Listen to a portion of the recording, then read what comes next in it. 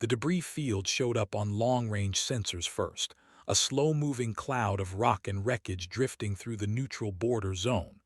Orvan had seen 100 of them. He was about to mark it routine and move on when Felon made a small sound from the analysis station. Not a word, just a sound, the kind that meant something was wrong. Orvan crossed the bridge. The sensor screen was throwing error codes, red markers stacking up faster than the system could clear them.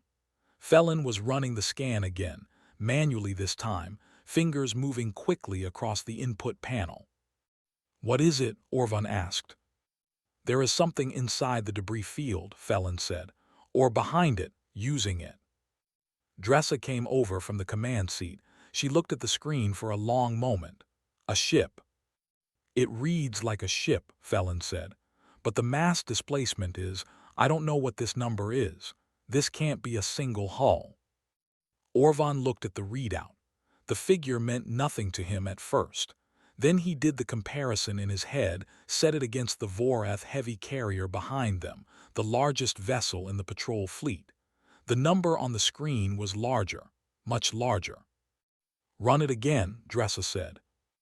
"I have run it 4 times," Felon said quietly. The object was moving. That was the next thing they noticed. It was moving at a speed that made no sense for something of that size, cutting through the debris field without slowing, pushing chunks of rock aside like they weighed nothing, which to whatever was generating that mass shadow they probably did. Then it cleared the debris field entirely and came into open space. The optical array on the forward hull of Dressa's ship swung to track it automatically. The image that came back onto the main screen made the bridge go quiet in a way that Orvan had never heard before. Not tense quiet, not combat quiet, something closer to the silence a person makes when they see something that does not fit inside any category they have. The vessel was dark. That was the first impression: dark plating, almost no reflective surface, running lights so small against the total mass of the hull that they looked like distant stars. The forward section was wide and flat, angled downward at the nose, with weapons arrays arranged in rows that Orvan could count, but did not want to. The midsection was thicker than the front, rising into a superstructure that had its own internal layers visible through open maintenance bays the size of small hangars. The rear was all engine, 4 main drives and a ring of secondaries, currently idle, still radiating heat from a long burn. Orvan's personal display put up an estimated length, 4.3 kilometers. He read it twice. "Has anyone hailed them?" he asked. No one had. Dressa opened a channel across all standard frequencies. She gave her name, her fleet, her authority under Council Patrol law. Her voice was steady. Orvan gave her credit for that. The response came back in less than 30 seconds. The signal was human-encoded. Orvan had dealt with human signals before. Their communication systems had a particular rhythm to them, a slight delay pattern from the way they compressed data. He recognized it immediately. What he did not recognize was the identification code that followed. "UES Unbroken Will," said the voice on the channel. It was a woman's voice, unhurried, professional. "Captain Sira speaking. We received your hail. Good to meet you, Commander Dressa. We have been in transit for 11 days. Apologies for arriving through the debris field. It was the faster route." Dressa looked at Orvan. He looked back at her. "Captain Sira," Dressa said carefully, "can you confirm the class designation of your vessel?" A short pause. Then, "Titan class. She is the 3rd of her line. Is there anything you need from us at this time?"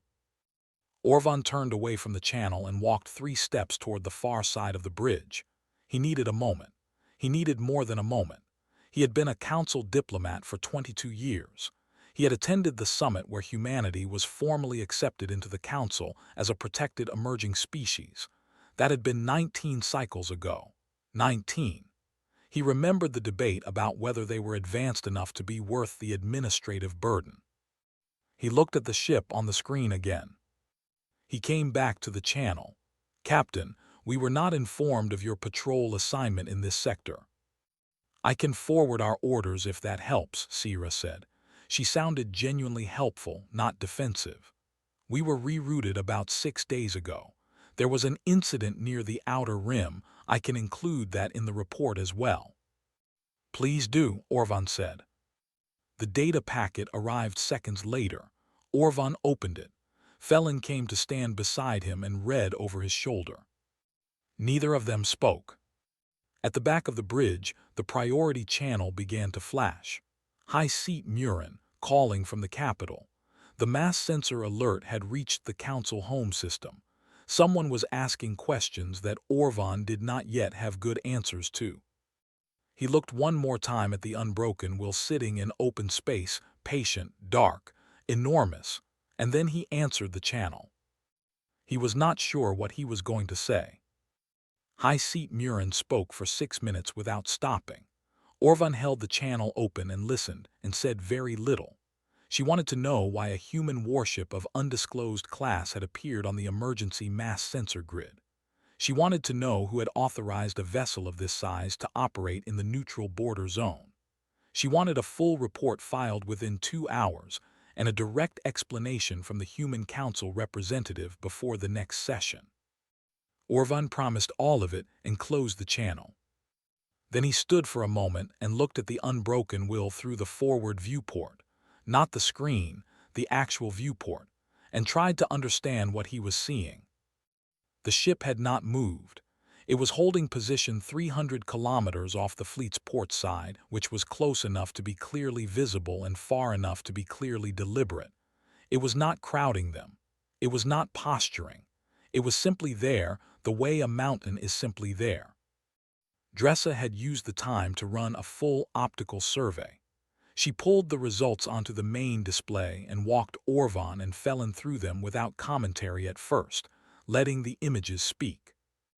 The armor plating on the forward hull was layered, not a single composite but alternating materials, each layer a different density. Felon said it looked like the design was meant to defeat multiple different weapon types simultaneously rather than optimizing against one threat. He said it the way someone says something they find academically interesting and personally disturbing at the same time. The weapons arrays were counted and sorted by type. Forward-facing primary guns, 8. They were long-barreled, fixed-mount, the kind built for punching through hardened targets at range. Secondary batteries along the mid-hull, 31. Point defense clusters. Felon stopped counting at 60 and noted the number was approximate. There was also something under the forward hull that did not match any weapons profile in the Council database. Dressa marked it with a question tag and moved on. The engine section was the part that Ket, the fleet gunner, focused on. He had been quiet through most of the survey, but he spoke up when the aft imagery came on screen. He said the secondary drive ring was positioned wrong for a vessel this size, too far inward, too close to the primary drives. Someone asked him what that meant. He said it meant the secondaries were not for acceleration. They were for turning, fast turning, for a ship 4 kilometers long. No one had a response to that. Dressa requested a second hail to the Unbroken will. Sierra answered quickly. The channel quality was excellent, clear audio, no compression artifacts, which meant their communication array was also well above what the Council expected from a human vessel. Dressa asked about the rerouting that Sierra had mentioned. She asked it carefully, framing it as a routine administrative question. Sierra explained without hesitation. 6 days ago, the Unbroken will had picked up a distress ping from a Lithari survey vessel called the Vel Orath, not the place name, the ship name, which had been caught in a debris collapse near the outer rim marker. The survey ship had lost maneuvering power and was taking minor hull damage from drifting fragments. The Unbroken will had diverted, cleared the debris field, restored the survey ship's position, and provided a repair team for 4 hours before the Lithari crew confirmed they could make it to the nearest station unassisted. Orvan felt something shift in his chest. The Vel Orath was a Lithari vessel, his people. He had not heard anything about a distress call. He pulled the registry. The Vel Orath was a 6-person scientific survey crew operating under a council exploration license. He found a log entry marked 2 days ago. Crew safe, minor damage, en route to station. The entry had not flagged as urgent because the crew was already safe by the time the report reached anyone. He asked Sira when this happened. She said 10 days ago, before they rerouted, before the 11-day transit. The Unbroken will have handled it on the way. Felon did the math out loud without thinking. He said that the Unbroken will had performed a search and rescue operation for a foreign vessel, deployed a repair team, waited for confirmation of safety, and then completed an 11-day transit to reach this sector, all within a time frame that suggested it had not slowed down at any point. Dressa asked what was used to clear the debris field around the survey ship. Sira answered, the forward point defense grid, standard dispersal pattern. Dressa looked at the 60-plus point defense clusters marked on her survey display and said nothing. She closed the channel briefly and turned to the room. Her question was simple. What do we tell High Seat Murin? Orvan thought about it. The honest answer was that a human warship the size of a small geographic feature had appeared in the border zone, performed an unrequested rescue of a council vessel, and was now sitting politely in formation waiting to begin its assigned patrol, and no one in the council had known it existed until 40 minutes ago. He thought about how to make that sound less alarming. He could not find a way. Tell her the truth, he said. And tell her we are requesting a full tour of the vessel, because if there are more of these, we need to understand what we are looking at. Dressa nodded and opened the channel to the Unbroken will again. Sira agreed to the tour without any discussion or delay. She sent shuttle docking clearance before Dressa finished the request. Base 7, forward midsection, approach vector already calculated and transmitted. The efficiency of it was, somehow, another unsettling thing to add to the list. Orvan, Dressa, and Felon took the shuttle across. Ket asked to come. Dressa almost said no, then decided a weapons officer's perspective might be useful. He came. The approach to the Unbroken will took longer than expected, not because of distance, but because of scale. The ship did not seem to get bigger as they got closer the way a normal vessel did. It was already so large that the shuttle's proximity sensors had to recalibrate twice before they locked onto the correct docking bay entrance. The bay doors were open. They were large enough to accept a Vorath heavy shuttle with clearance on all sides. They landed. The landing bay was not full. There were 2 smaller craft inside, human military shuttles, each roughly the size of a Vorath patrol cutter, and a row of maintenance equipment along the far wall. An engineer in a gray work suit looked up from a panel, nodded at the arriving shuttle, and went back to work. Sira was waiting at the bay exit. She was shorter than Orvan expected, which was a strange thing to notice given everything, but it was the first thing he noticed. She wore the dark uniform of a human fleet officer with minimal decoration, a rank insignia on the collar and a small ship patch on the left arm. She shook hands with each of them. The gesture was a human custom. She did it naturally, and none of them fumbled it badly. She asked if they wanted to eat before the tour. The crew mess was nearby, and the cook had made something she described as a very good bean dish. They declined. She nodded and led them out. The corridors of the Unbroken will were wide enough that 4 people could walk side by side with room left over. The ceiling was high. Every junction was clearly marked with both human text and a secondary symbol system that Felon identified as the Council's standard navigational notation. Added, Sira explained, when the ship was assigned to joint patrol duty. The crew had learned the symbols in the first month. They passed crew members at regular intervals. Some nodded to Sira. Some glanced at the visitors with uncomplicated curiosity. None of them stopped working. The ship was not at alert status. It was simply operating. Sira took them to the engineering section first. She said it was usually what people wanted to see. Chief Engineer Aldos met them at the entrance to the primary drive bay, a broad-shouldered man with grease on his forearm who shook hands the same way Sira did, and immediately began explaining the drive system with the enthusiasm of someone who had waited a long time for an audience. The drive bay was enormous. 4 levels of catwalks surrounded the main reaction chamber. The heat was present but controlled. The sound was a low, stable hum that Orvan felt more in his chest than heard with his ears. Aldos explained what the drive could do. He used numbers and then, noticing the expressions around him, translated them into comparisons. He said the Unbroken could cross this sector in 11 days running at 60% capacity. At full burn, which they used rarely and only in emergencies, the transit time dropped significantly. He said significantly with a specific number attached. Felon made a small sound again. Dressa asked about the secondary drive ring. She had been thinking about Ket's comment since the survey. Aldos lit up. He said the secondary ring was his favorite part of the ship. He explained the positioning, inset close to the primary drives, so the torque translated directly into the hull's center mass during a turn. He said the Unbroken could come to a full lateral reposition in a distance that would surprise most captains who had not seen it. He paused and added that the first time Sira had done it at full speed in a training exercise, half the crew had been caught off guard. Sira said from the doorway, that was an exaggeration. Aldos said it was not an exaggeration. They moved on to the weapons deck.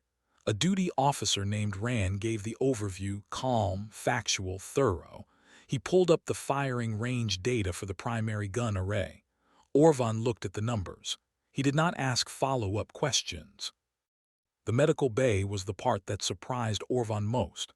It was large, not as large as engineering, but larger than he expected. Fully staffed with 3 doctors on the current shift.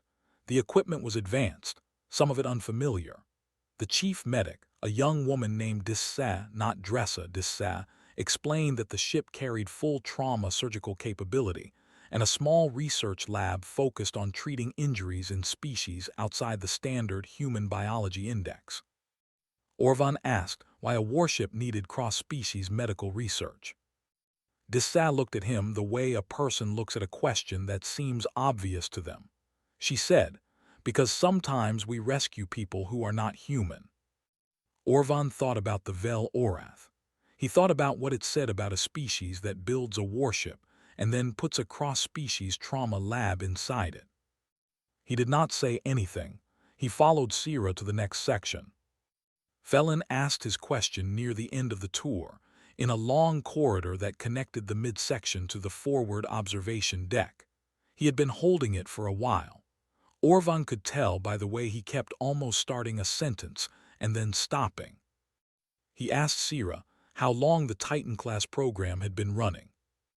Sira thought for a moment, not the pause of someone being careful with sensitive information, but the pause of someone doing an honest mental calculation. She said the design phase started about 34 years ago. The first hull was laid down 28 years ago. The first Titan-class vessel, the UES Endurance, launched 21 years ago. Felon said, 21 years ago. Sira said yes. Was there a problem with the timeline? Felon looked at Orvan. Orvan understood the look.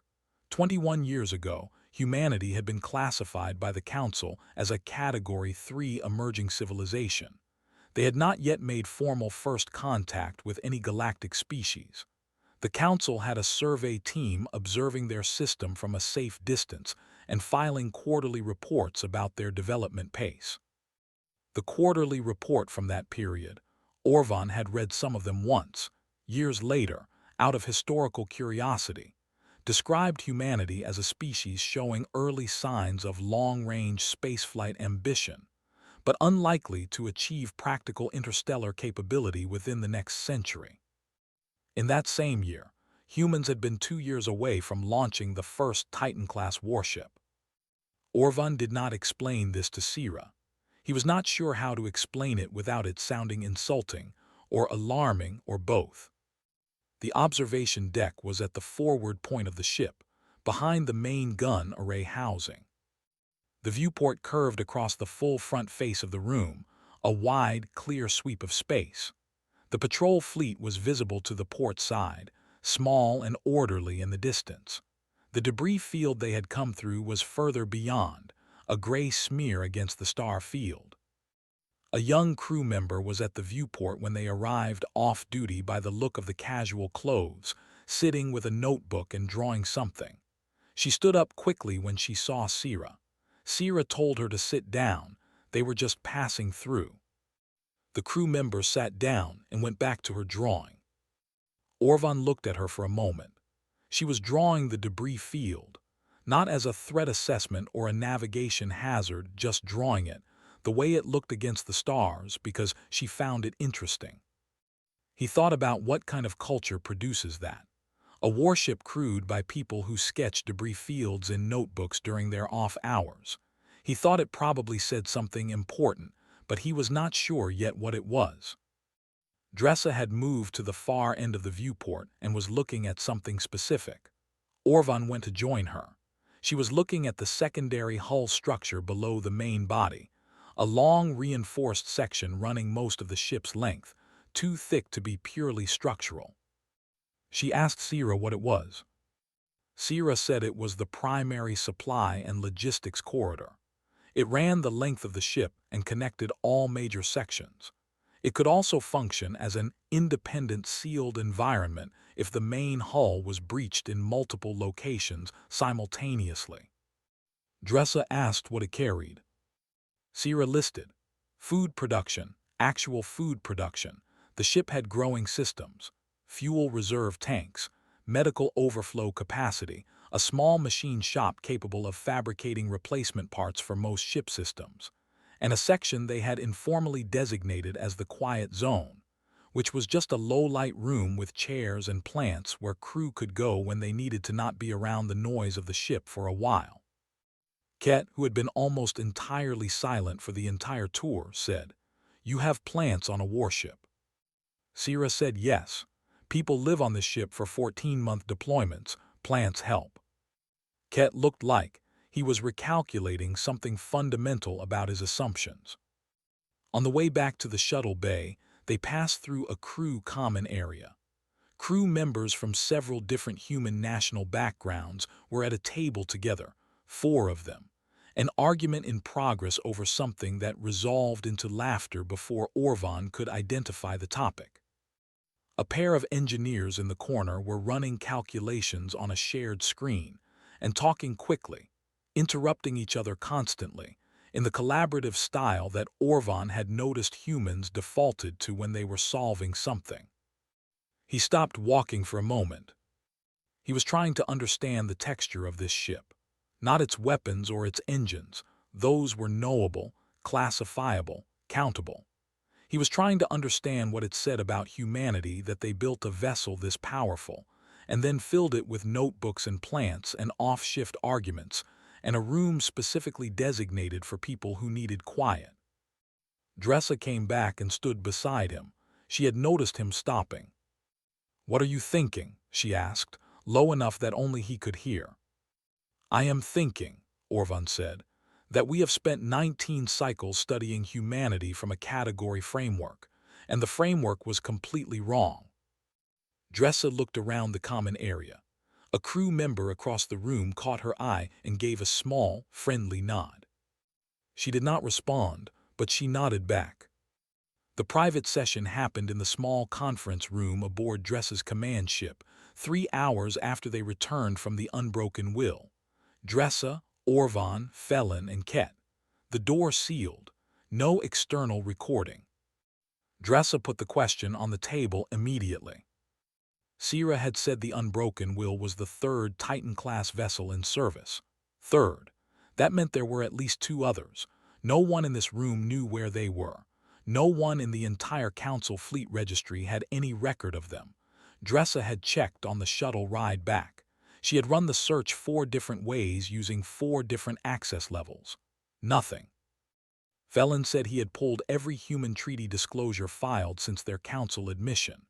Military capacity declarations were required at the time of membership, with updates filed every 5 cycles. The human submission listed fleet vessels by category, patrol class, carrier class, heavy cruiser class, with numbers that the Council had reviewed and accepted. There was no Titan-class category. There was no vessel type matching the Unbroken Will's displacement profile. Orvan asked if that meant the humans had lied in their disclosure. Felon said he did not think so. He had gone back and read the original document carefully. The human submission listed categories that the Council had asked about. The Council had used a standard template drafted 40 years ago for emerging civilizations applying for membership. The template did not include a category for a vessel above heavy cruiser class, because at the time the template was written, no emerging civilization had ever built one. Humanity had simply filled in the categories asked, and left out everything that did not fit the form. There was a long silence. Ket said they did not hide it, we did not ask. No one corrected him because he was right. Orvan opened a channel to the Human Council representative, Ambassador Torin. He reached him on the second attempt. Torin was apparently in an administrative meeting and explained the situation plainly. He asked Torin to confirm the Titan-class program and the number of vessels currently in service. Torin confirmed it without hesitation. He said there were currently 5 Titan-class vessels in active service. A 6th was in final construction and expected to launch within the year. Dressa wrote the number down, even though the channel was recorded. She needed to do something physical with her hands. Orvan asked if the Council had been informed of the Titan-class program through official channels. Torin thought about it. He said the program appeared in every annual defense budget published by the Earth government, which was a public document. He said it had also been mentioned in a technical briefing offered to all Council members 4 years ago, though he acknowledged the briefing had low attendance. He seemed genuinely confused by the nature of the question. He asked if there had been a communication failure somewhere. Orvan said they would follow up. He closed the channel. Ket asked, what would happen if the joint fleet engaged the Unbroken Will right now? Nobody wanted to answer it. Felon answered it anyway. He said he had been doing the numbers since the optical survey. The Unbroken Will's primary gun array alone could engage the entire patrol fleet simultaneously. Its point defense grid would neutralize most incoming fire before impact. Its armor profile was designed to handle sustained bombardment from capital-class weapons.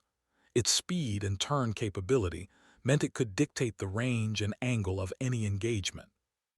He said he was not accounting for any capabilities they had not directly observed, of which there were likely several. He said, in a direct engagement, the outcome is not close. Ket nodded like a man, confirming a suspicion he had hoped was wrong. Dressa asked what 5 of these vessels meant for the overall balance of force in Council space. Orvan said he needed to think carefully about how he was going to write that part of the report to High Seat Murin, because the honest answer was that 5 Titan-class vessels, operating together, represented a military capacity that most Council member species could not match individually. And humanity had built them quietly over 2 decades, without the Council paying attention, not because they were hiding anything, but because they were simply doing what humans did, which was build things and not always think to announce it. Felon said, we assessed them as Category 3 and stopped watching. Orvan said, yes. Felon said, what category are they now? Orvan had been a diplomat for 22 years. He was good at framing things carefully. But he sat in that small conference room and found that he did not have a category for what humanity was now.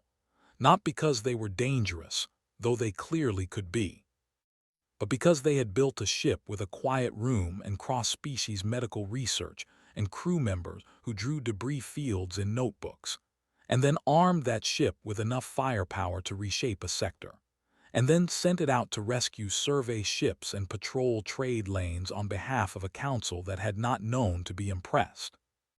He said, I think we need a new template. The channel from High Seat Murin lit up again. She had received Felon's preliminary report. She was asking for immediate clarification on the vessel count. Orvan straightened his jacket, opened the channel, and started explaining. The emergency session of the Galactic Council opened 14 hours after the Unbroken will made contact with the patrol fleet. Representatives from 11 member species attended in person. 6 more connected remotely. It was the largest emergency gathering in 3 cycles, and the topic on the formal record was listed as Undisclosed Military Capacity, Human Member Species. Ambassador Torin sat at the human delegation table alone. He had no staff with him. He had a cup of something warm and a single data tablet. He looked less alarmed than almost everyone else in the room, which was itself alarming to several of the people watching him. High Seat Murin opened the session by presenting the facts as Orvan had reported them. 5 Titan-class vessels in service, a 6th under construction, each vessel over 4 kilometers in length, a weapons and armor profile that exceeded any comparable class operated by any council member, a program running for over 2 decades, funded publicly, never formally disclosed to the council, because the council's membership template had not included the relevant category. She asked Torin for a response. Torin said, "Yes, all of that is accurate." She asked why the council had not been told. Torin said he understood the concern. He said the Titan-class program appeared in every public budget document the Earth government had issued for 27 years. The design specifications had been published in human technical journals. The launch of the first vessel, the UES Endurance, had generated significant public attention on Earth and had been mentioned in a routine cultural update filed with the Council at the time of the launch. He pulled the filing number from his tablet and read it aloud for the record. One of the Council archivists confirmed the filing existed. There was a very uncomfortable silence. The representative from the Voreth Alliance, a senior officer named Brell, said that the existence of a filing was not the same as a disclosure. He said a species joining the Council had a responsibility to make its military capacity clear, not bury it in cultural updates. Torin said he took the point. He said he would recommend that the Earth government file a formal addendum to the original disclosure document covering the Titan-class program in full. He said it would take about 2 weeks to compile the technical specifications into Council standard format. He asked if that was acceptable. Brell said the issue was not the paperwork. Torin said, "Then what is the issue?" Brell said, "The issue is that you have 5 vessels of this class, and we did not know." Torin said, "And are those vessels doing something harmful?" Nobody answered immediately. Felon, sitting in the observer section with Dressa and Orvan, watched the room. He had his notes on his lap, but he was not looking at them. Torin said, "The Unbroken will is currently on patrol in the neutral border zone. In the last 12 hours, it has intercepted a raider convoy that had been active in that sector for 2 years, disabled all 6 vessels without destroying them, and transmitted the prisoner manifest and ship coordinates to Commander Dressa for processing." He pulled up the transmission on his tablet. He said this was what the Titan-class vessels did. They patrolled. They rescued people. They stopped raiders. They carried cross-species medical teams and fabrication workshops and food systems, because their crews lived aboard for over a year at a time, and humans believed that people who lived somewhere deserved to actually live there, not just survive there. He set the tablet down. He said, "We built big ships because space is dangerous, and we take that seriously. We put good things inside those ships because we take our crews seriously. We did not announce it loudly because it did not occur to us that anyone was waiting for the announcement. That is the full explanation. I am sorry it took this long to say clearly." High Seat Murin looked at him for a long moment. Then she looked at Orvan. Orvan thought about the young crew member drawing the debris field. He thought about Dissa and her cross-species trauma lab. He thought about the quiet room. He stood. He said, "I want to put something on record. The patrol fleet was protected in that sector by the Unbroken will before we even knew it was there. It rescued one of my people's vessels before we filed a single request. It has asked for nothing in return. I think the question before this council is not what to do about humanity's military capacity. I think the question is what it says about us that we are frightened of it." The room did not erupt. It went quiet in the particular way rooms go quiet when someone has said something that cannot be easily argued with. High Seat Murin called a recess. In the corridor outside, Orvan's personal comm received a short message from the Unbroken Will. Sira, sending an update. The raider prisoners had been transferred successfully, all in good health. She had also attached a secondary note.